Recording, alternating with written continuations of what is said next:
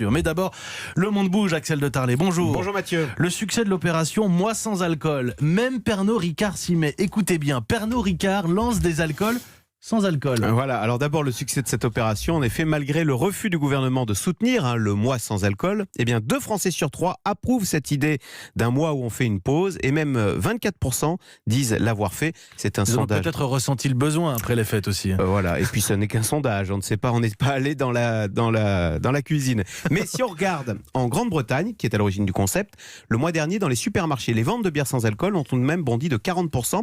Et preuve que c'est une tendance de fond, le numéro 1 mondial de la bière, c'est AB InBev, c'est Stella Artois, Budweiser ou Corona. Eh bien, le numéro 1 mondial réalise déjà 8% de ses ventes avec de la bière sans alcool et ce sera 20% en 2025. Et vous dites que Pernod Ricard s'y met donc en commercialisant ses alcools sans alcool ? Voilà, alors vous vous souvenez sûrement de Pacifique, le Ricard sans alcool avec la pub culte des années 80, une femme qui sort de l'océan et qui laisse ses empreintes sur un ponton brûlant. Vous savez que Pacifique existe toujours et il est même maintenant sans sucre, pour garder la ligne. Mais en fait, c'est exactement la mode du moment, la mode du sans sucre, sans sel, sans gras, sans nitrate, sans alcool, sans viande. Vous savez non.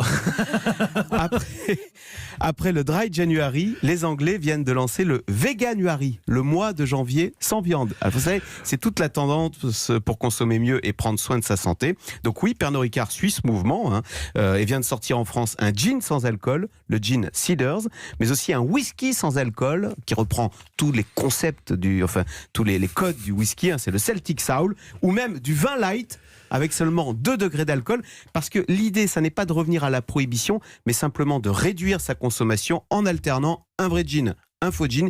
Il paraît qu'au goût, on voit à peine la différence, à part le petit coup de fouet qui ne vous monte plus à la tête. Et c'est vrai que je le dis avec le sourire, mais ce mois sans alcool, ce mois de janvier sans alcool, ce Dry January, c'est quand même aussi une question de santé publique, en plus de l'économie que vous racontez ce matin. Le monde bouge, Axel de Tarlet, tous les jours à 7h20.